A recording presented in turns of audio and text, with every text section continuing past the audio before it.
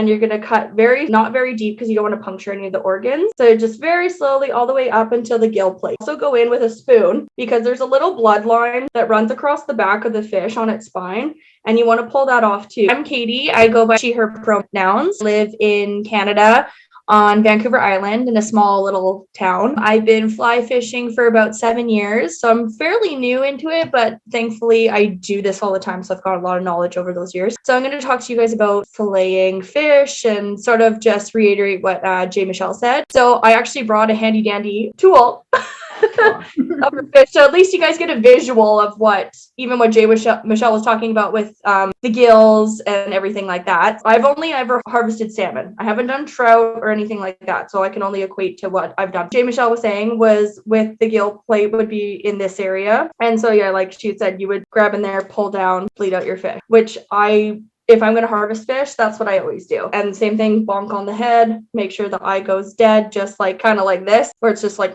staring out into space. And then also I always pull the gill plate and I always gut immediately. I've just always been taught that way. That way you have less cleanup when you get home. You just have to fillet it. You don't have to like pull the guts out and stuff. And then what I do after I pull the guts out, I throw it back in the river or in the ocean, wherever I am, because it actually gives a lot of nutrients to other little creatures that might be living there. So when it comes to actually like gutting your fish, you're going to want to work on the belly part. So we'll flip them upside down. And so you want to take off all the adipose fins, all the other little fins that get in the way. So you take all those off first, and then you're going to take a knife down at the anus here of the fish, and you're going to cut not very deep because you don't want to puncture any of the organs. So just very slowly all the way up until the gill plate. And then when you get there, you're going to want to take a cut that goes right across here. It's going to be hard. It's like cartilage, kind of where the gills are sitting attached to. So once you get through that, and then I honestly just go with my fingers too as well and pull it out, throw it out. Also go in with a spoon because there's a little bloodline that runs across the back of the fish on its spine, and you want to pull that off too because you don't want like old blood sitting on your. So no, thank you. So that's what I do to like get everything out. And then when it actually comes to like cutting up your fish, here in Canada, we have to transport our fish with the head and the tail still intact. We can't cut it off and leave it at the river. It has to come home with you.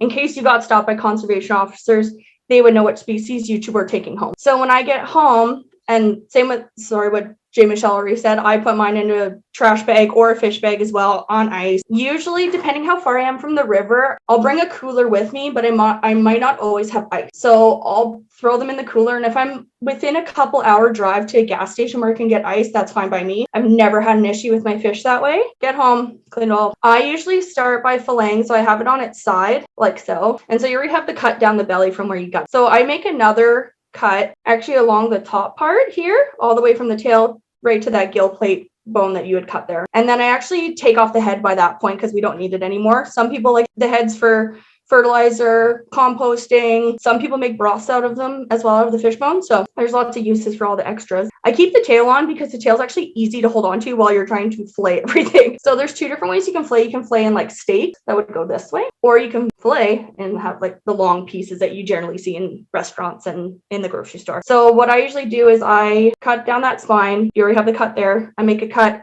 on the tail and at the head. So what I do first, I start the thicker end, and I'll take my fillet knife and get it right under there, right against the spine, and you'll feel the ribs in there as well. And you want a really sharp fillet knife, and you get right under there, and then you just cut all across the rib until you get to there, cut it off. That, boom, one fillet, and then you turn it over, and you're going to do the exact same thing. That's the best way I've learned to fillet a fish. That's the easiest. There's probably fancier ways of doing it, but for myself, I find that's the easiest way and the best way I've learned how to do it. But also there is parts on the fish here sort of in the tails, bottom tails, like their belly tails, or fins, belly fins. You can actually keep those and barbecue. They're so good.